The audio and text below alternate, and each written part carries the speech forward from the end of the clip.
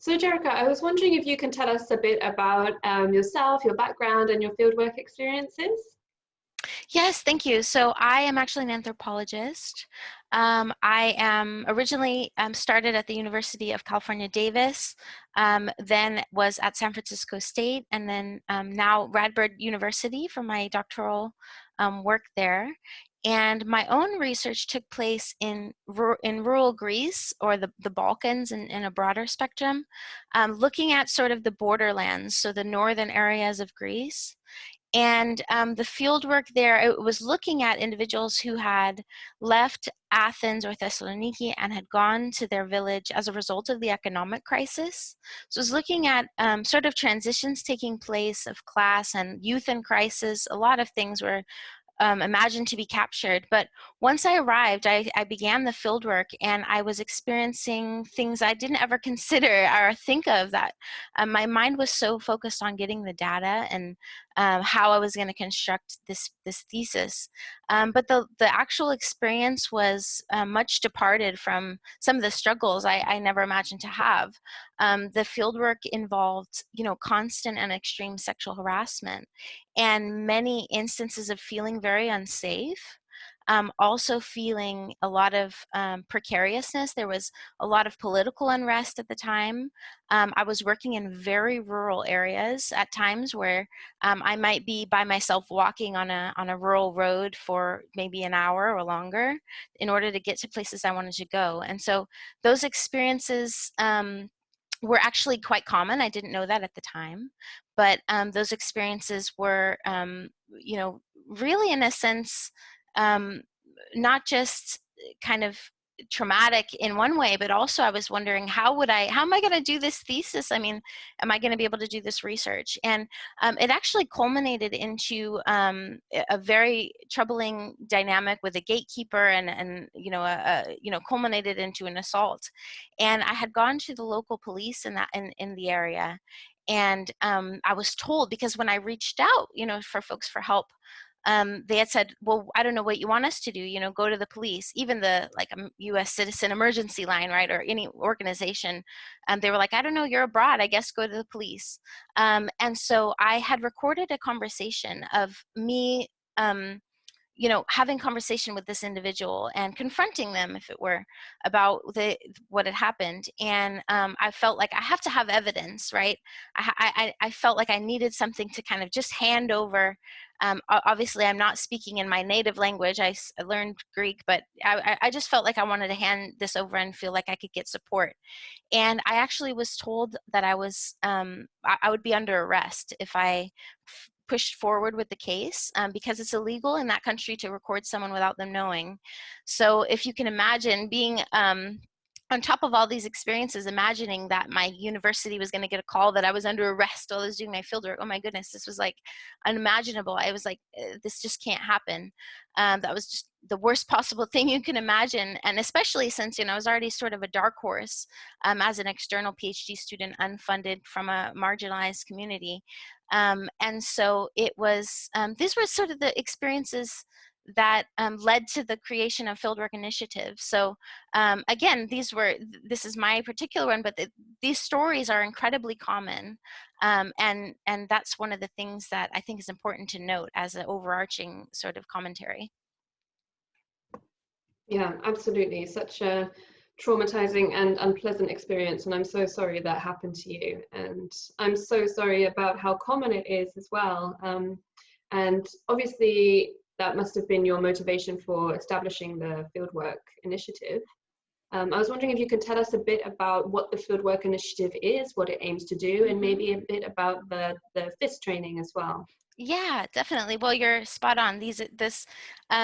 I wasn't really alone, I want to say, in this experience, in the sense that, yes, it happened right to me, and I was sort of very isolated where I was. But in working and meeting people, especially in conferences happening in the Balkans, I learned that, and kind of, it's sort of funny, but in like bathrooms at conferences, gathering and talking about worries and fears and what was actually happening in the fieldwork with my contemporaries and people doing research in the area, I learned this, as I said, was very, very common. And so we even though we were returning back to our separate field sites, we were sort of already fused into this idea that we needed each other, that this sort of safety that many wouldn't understand, but like we know that this does happen, right? And so it started as a WhatsApp group, even just a group of individuals. If I can imagine, like the first action was this, but it really took shape after the rape and murder of Dr. Suzanne Eaton, which occurred in the Balkans in 2019.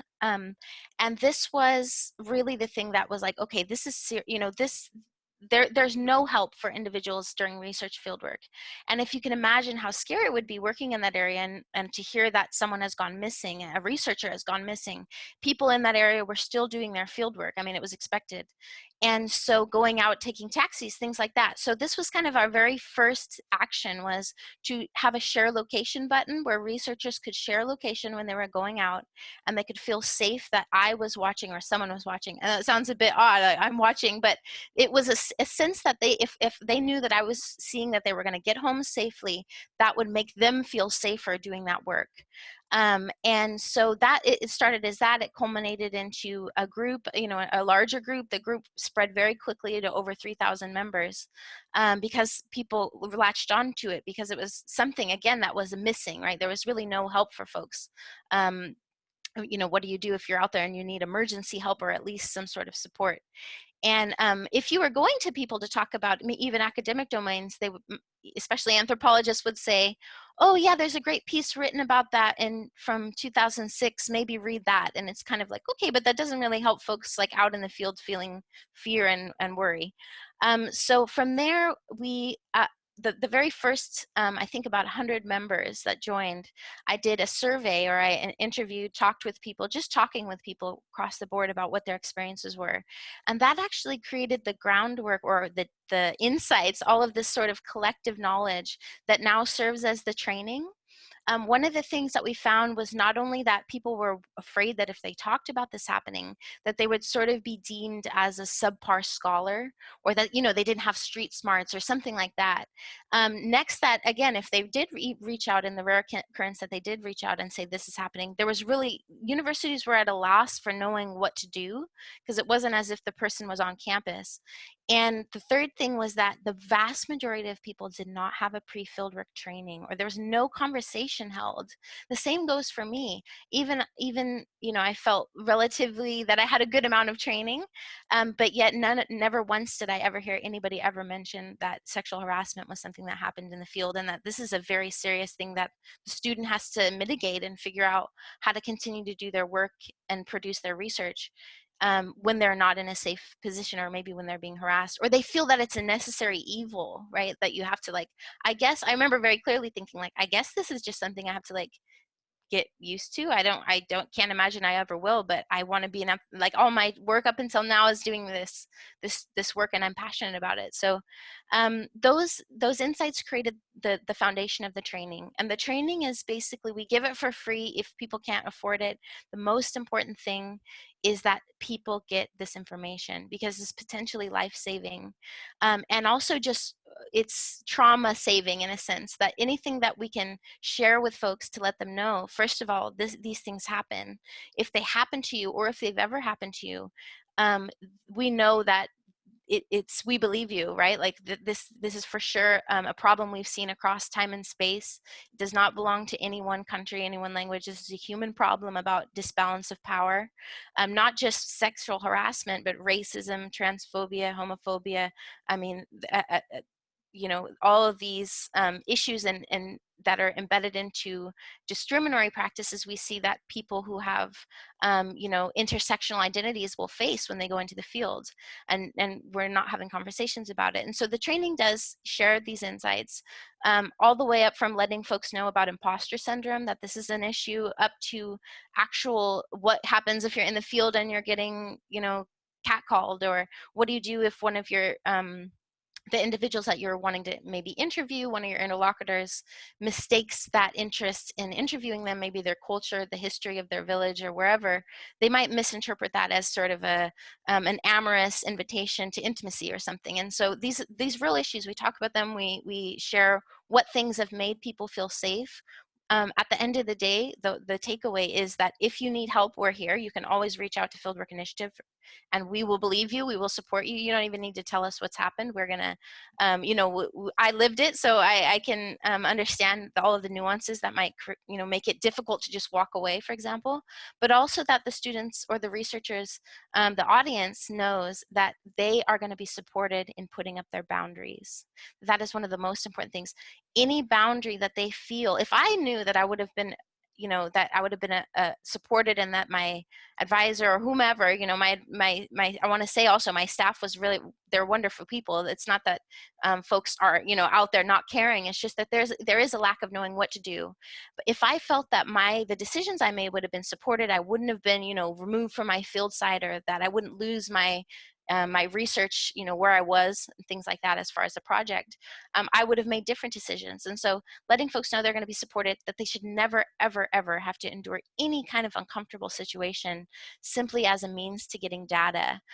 There is really no thesis, no research, no book that exists. There's no science thing, or I think, anything like that, that is something that a person should have to endure any form of trauma over. It's just simply not worth it. And we really want to empower folks to hold firm in that boundary.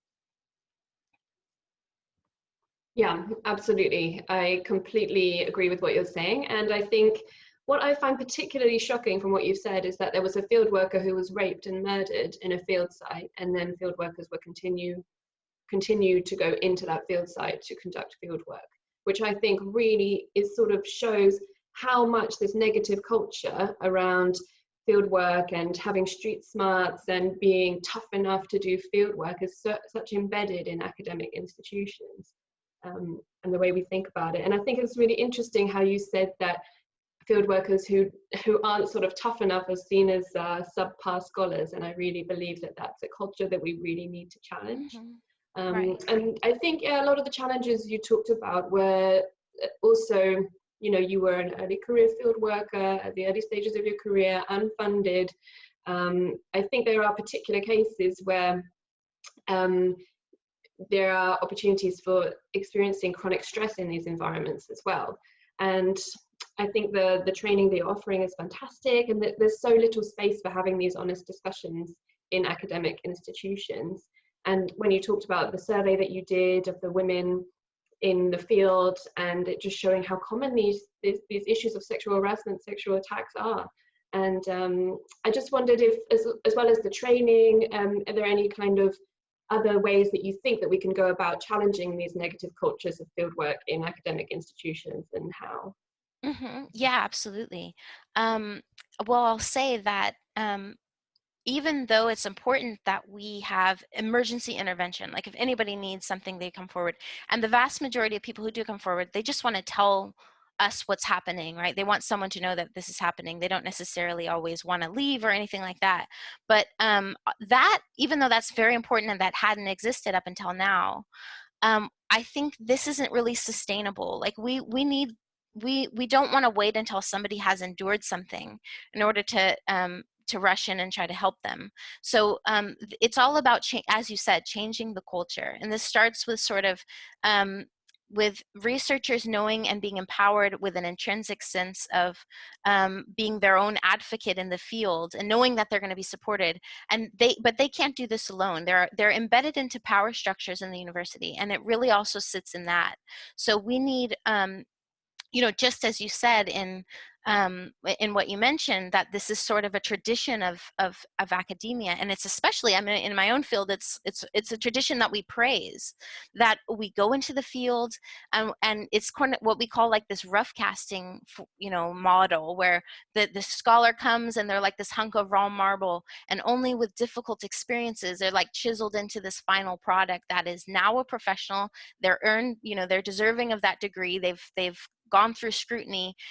This is very much a historical, vestigial of what we see in, colonial practices. And it's really so much about decolonizing academia in a way that we know the student looks much different. Historically, it was a researcher going into the field was overwhelmingly a child of the elite. They had unlimited resources. They were overwhelmingly working in colonial spaces where they had a great degree of, they yielded a lot of power, and they had a massive amount of privilege. They were overwhelmingly white males. And they were bringing all kinds of their lenses to the work that have, these are still very much part of the discourse of how we expect, and the benchmark that we set researchers to. Well, it's like, okay, sorry, you figured it out on your own. Go out into the world and then come back and prove us that you've mastered some little corner or some niche. And there's never even a question that, oh, wait, one of those difficulties isn't just being uncomfortable and dealing with culture shock and learning a new language. It's also sexual violence. It's also racism, and this is unacceptable. And so just the fact that these conversations haven't been had is sort of part and parcel of that as proof. And so I think advisors having conversations, listening to students and what they need, universities holding space for this, radically changing the way we approach fieldwork. I mean, if you can imagine somebody going into a lab without like a basic safety of don't eat in the lab and don't turn the Bunsen burners on high and walk away, it would be appalling, right? It would be like, what? There has to, of course, be a training, and there is, but for fieldwork, it's completely hands off. And even some of we even have,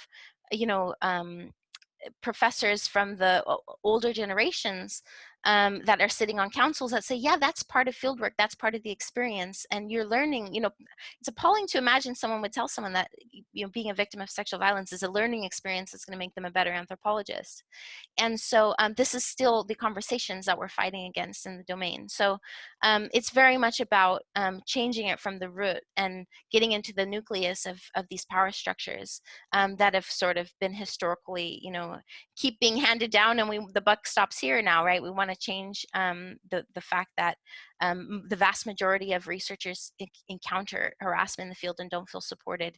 And again, I want to just say, not just not just women. We've got, it's anybody that goes into the field can be experiencing some sort of thing that is making them feel safe. And I'll say, even if nothing happens, the worry about not being safe is a form of trauma, and it does take a toll on people. It can be very taxing. So just being trauma aware, really, our departments, our universities being aware of this, and being aware of the structures still in place that we want to kind of uproot. Yeah, that's really great to hear about how universities really need to be thinking about this throughout within the institution. So I wanted to talk a little bit now about what individual field workers can do for themselves.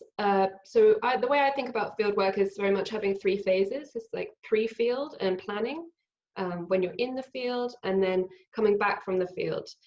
So all those periods have their own different challenges in terms of welfare issues.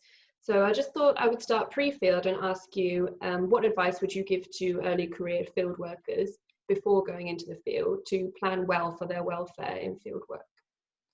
Yeah, so as I kind of alluded to, this is that time when we're so worried about, oh my gosh, how do I construct the data, and how do I have to write the abstract and the funding applications and things like that. And we very, very easily might overlook this imagining what the actual embodied experience might be, and which is natural, right? We don't know what we don't know, and especially if we haven't gone to the place, it's always great to do sort of a pilot study if people have the ability to go there first. But one of the things we want to be thinking about alongside all of those very practical approaches of creating the pre-field work, literature and things like that, is to imagine what are potential things that could happen to you going into the field with your specific identity that you might have, or with your gender, whatever it might be. Imagining these sort of there's a wonderful resource written by Me Too Anthro called The Long Road Home, and they pose specific questions for us to imagine. Am I going to feel safe walking at night in as a woman in this area? As a queer person, am I going to feel comfortable answering questions that somebody might say, hey, do you have a partner, or something like this? Imagining how these situations might be handled, or what might be the potential barriers, considering where we might be going. Also understanding what are things that happen in that area. Looking at going and seeing what local maybe people speak about the issues they encounter, looking at power dynamics in that area and what they are. Also connecting with people from nearby or that area. For example, expats in Greece or something, right? And say, hey, I'm coming, to Greece. I'm going to be here. Is there anything you think I should know before going? Connecting, maybe even writing to local university in that area and asking to be connected with like a master's student.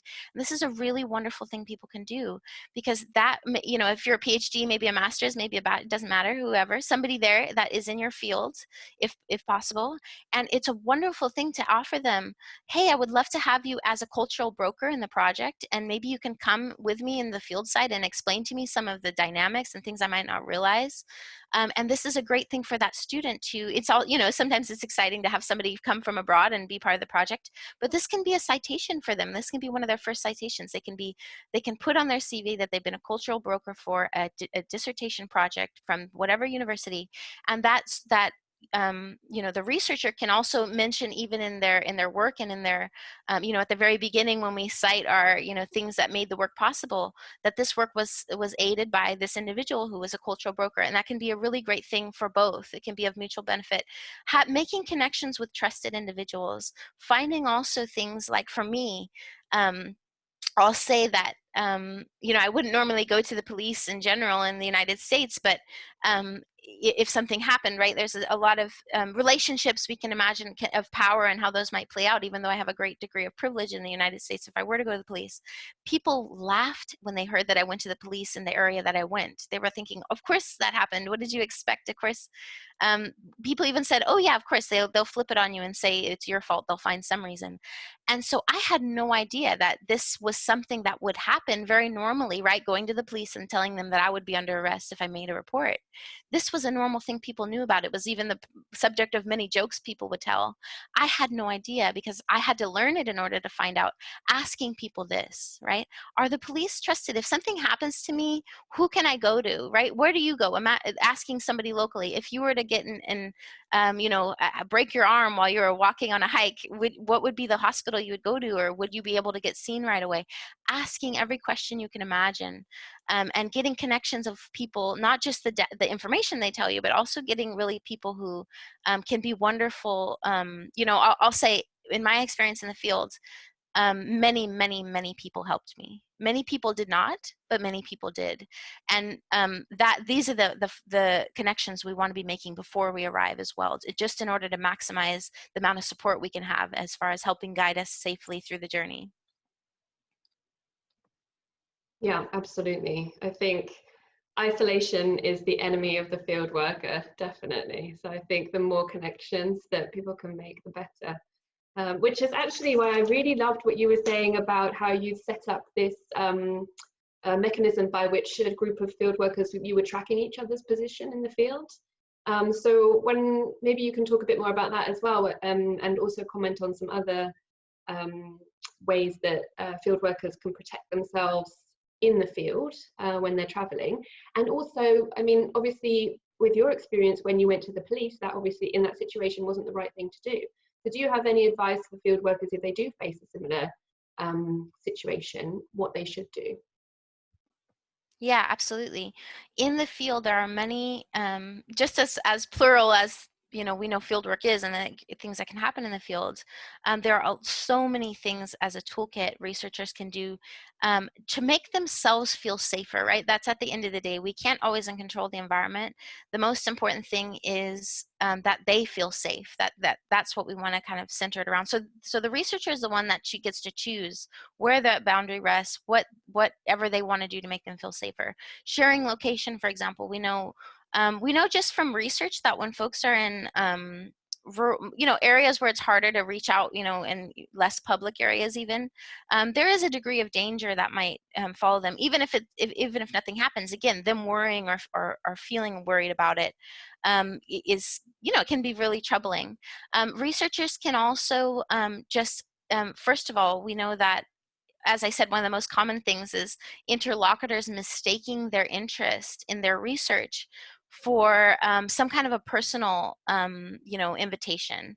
And also interlocutors or people who are, maybe interviewees, people who are gatekeepers, individuals who researchers really rely on in order to do the work. Maybe it's like the head of an archive or something like that. Maybe it's someone that we're doing ethnographic data with, that they understand that when they are in the field, they are working.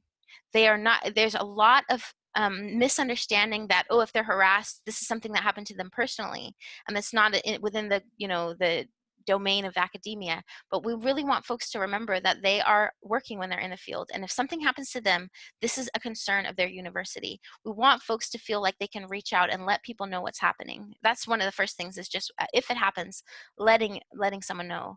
But what about when you're sitting there and it's happening to you, right?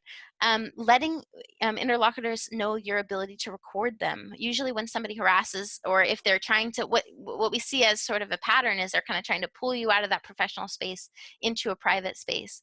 Letting me say, oh, by the way, I just want to remind you, all of these interviews have to be recorded, so is it possible if I record you? Somebody feeling, oh, okay, wait, I don't want this to be captured maybe on film or anything like this. And if they say, no, I don't want to be recorded, saying, oh, I'm so sorry, but because of the data, I really need to be able to, everything has to be grounded in the data, and this is part of the methodology. So yeah, maybe, repositioning the conversation. I know this is an odd thing to say as advice, but we really want researchers to be aware that it's okay for them to lie to protect their safety. If you have to say, oh, I'm so sorry, I'm not allowed to do that because Fieldwork Initiative doesn't allow us to take rides, or something like that, that is absolutely fine, right? At the end of the day, we want people to be safe, and sometimes it's uncomfortable because you are there as in an academic sense, and you maybe species feel like, oh, I don't want to lie to people, or I can't say this. And we've even been encouraged, and by the way, this is something that doesn't work and doesn't help, but the tradition used to be make up a fake husband and wear a wedding ring, which is very problematic, right? I mean, what are non-heteronormative researchers supposed to do? They kind of have to do this performative sense of heteronormativity. But whatever somebody has to do or say in order for them to feel safer, even if it doesn't happen to be the absolute truth, I think folks need to feel comfortable going, oh my gosh, I'm sorry, I have another appointment I can't make.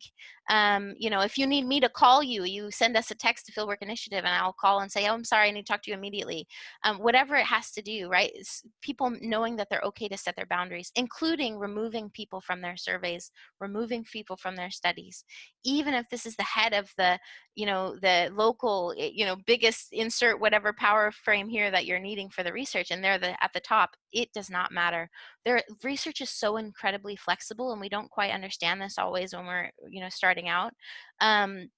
That we can just, even if not one person is willing to talk to you without treating you with respect, that is something that, okay, we can look at the archives, we can talk about these barriers as something in the research, since as long as you've not had to endure something you weren't comfortable with, we can easily reframe our research question and look at it in a scope maybe from a further distance. Even we can look at what's been written about it, we can look at online ethnographic data.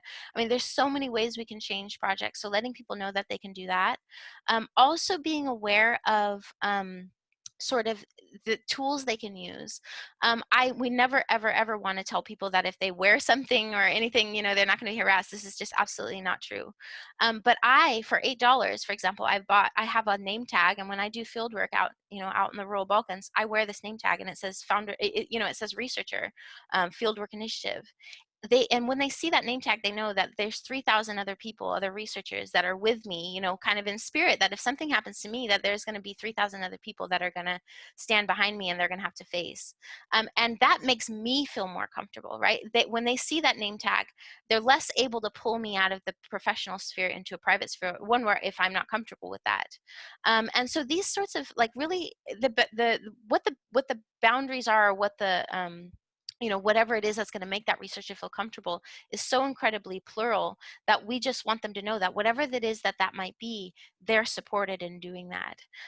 And also knowing just things that we know as hard data, right? If you are getting into a ride with somebody that in certain areas, taxis might not be very safe. That's not something you can trust. Knowing that, using the share location, having this sort of digging into our toolbox of all the things we talk about in the training, and knowing that all of those things to infinity, the ones that really fit and see what they're most comfortable with. And again, at the end of the day, whatever the researcher feels that they have to do in order to be safe is absolutely going to be supported. The Fieldwork Initiative is such an amazing organization, and it's so great to have for field workers to know that there's a lifeline for them in the field. So thank you so much for setting it up. So just the final questions to talk about a little bit about post field work. So that can be quite a difficult time for the field worker as well, sort of processing everything that's happened to them, coming to terms with the physical and emotional impacts of what's happened. So I was wondering if you have some words of advice for field workers dealing with welfare challenges after coming back from the field. Yeah, absolutely. We might imagine everything ends, you finish the field work and you get home, or maybe to your university, and that's done. But that's not the case, right? We know, especially with trauma, that we might not even realize that we were going through something traumatic until after, when we finally feel that we're in a safe pace and our brain is able to sort of unpack and process what has just happened. And so people knowing, as when they're coming back, that if they need to talk about this, there's a place, right? They can come to us. We can also support them coming to many other wonderful organizations, many other wonderful folks that we have connected with. If they need to talk about what happened, if they need to process it, even if maybe they need therapy, we can crowdfund that for you. We can reach out and advocate on your behalf to the university and ask what resources somebody might be eligible for. We don't even have to say it's you. You don't even have to tell us what happened to you, right? As long, if you're struggling with a post fieldwork experience, end of sentence. You don't have to go any further. We write letters. Sometimes it can be really difficult to talk and break the ice that something has happened. I know for me, it was like really hard to say that this happened, talk about, by the way, the fieldwork was also really troubling. And it's difficult for me to even open the Word documents that I was working on when I was transcribing those interviews. I mean, I'm thinking about what was happening in my life at that moment. How can I tell that to my advisor, right? That seems a little, I didn't feel comfortable. I was wondering, like, what's that going to sound like? That sounds weird. I can't open a Word document because I'm having anxiety. But if this is anything like that is happening to folks, we will write a letter to your university, to your advisor, and say, hi, this is Fieldwork Initiative. We have some concerns about experience, something. We're asking that so-and-so have a 3-month, a year extension on the writing process. Is very necessary. Please work with us and what we can do. And the student does not even have to be involved. It can be very anxiety provoking, getting emails about all kinds of things. And if they don't want to be part of that conversation, we can step in and facilitate those happening, as long as the scholar gets something that they need, more time, whatever. And again, we don't have to talk even about what happened. But this is important for folks to first take stock of what would make them feel better, finding what those things are, if there's any form of restorative justice that they want to seek. Also, knowing that if they want to take time, as I said, if they don't want to talk about this experience, it's absolutely fine. If they want to talk about it and write a blog or write an article about it and talk about what they lived in the field, if that's going to be therapeutic, that's fine. We want people to just be aware that there are many resources, and they're the ones to set it. It's sort of echoing what I said in the last 2 phases you asked about, but the researcher is the one that decides what's good for them. We're here to support and facilitate whatever that might be. Not just us, many others, right? We have amazing people doing this work, and we want to connect you with those. It might happen to be us, it might happen to be one of our allies, but just letting folks first know. I think the first step is going, okay, am I okay? Am I ready to start writing? Do I need some sort of, is there something that exists that would benefit me? And all they have to do is share with us what that is, and we see what we can do to get it for them. But knowing that, again, it doesn't just end once people come back. And the unfortunate reality is, even when they come back and talk about it, there's a whole other wave of trauma with, comments made online if the person chooses to use a public forum to speak about it, victim blaming. There's all kinds of things that we want to protect folks from, because unfortunately this is something that happens. I mean, we get a lot of hate mail at Fieldwork Initiatives. I would never imagine that doing this work is somehow politically charged or something, or that we would be, you know, things like this, but it happens. This is a reality. And so if there's anything we can do to kind of let folks know that that does happen, support them and guide them on what's the best choice for them as far as what they can do, then we want to make sure that that happens to the best of our ability.